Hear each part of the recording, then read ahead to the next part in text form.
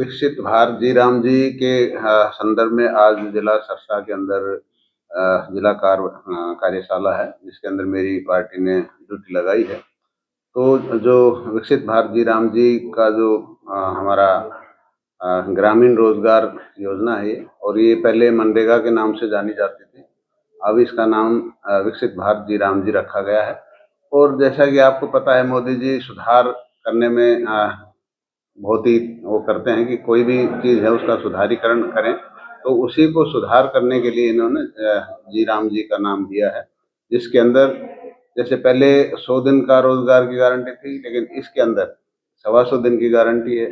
उसके अंदर पेमेंट 15 दिन में मिलती थी, इसमें 7 दिन में मिलेगी। उसके बाद जो फसल का टाइम था उसके अंदर उसको फ्री किया गया है, ताकि किसानों को लेबर की प्रॉब्लम ना आए।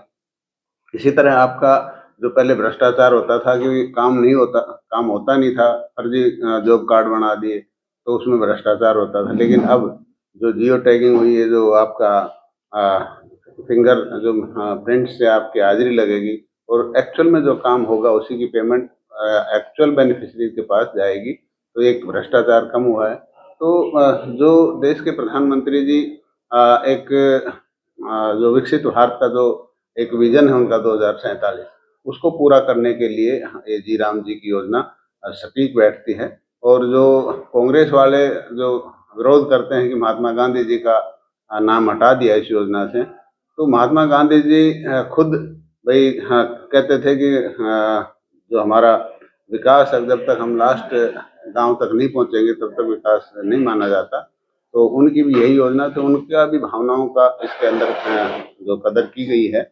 और जो रामराज की कल्पना महात्मा गांधी जी ने की थी, उसको भी ये पूरा करेगी। तो बहुत अच्छी योजना है, जिससे एक इंफ्रास्ट्रक्चर डेवलपमेंट के लिए भी इसमें मान लो पहले तो सिर्फ ये खड्डे-खुड्डे खोद दिए, ये छोटे-मोटे काम ज़बरदस्ती बनाए जाते थे।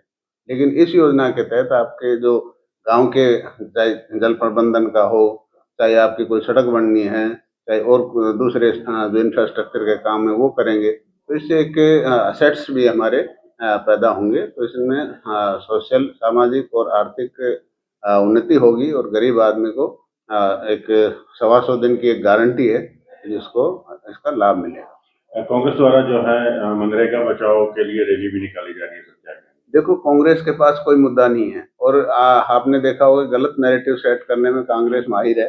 पिछले चुनाव में भी जैसे लोकसभा के चुनाव में उन्होंने कहा कि बीजेपी की सरकार आ गई तो आपका संविधान खतरे में, संविधान को बदल देंगे, रिजर्वेशन खत्म कर देंगे, इस तरह के नैरेटिव फैलाए।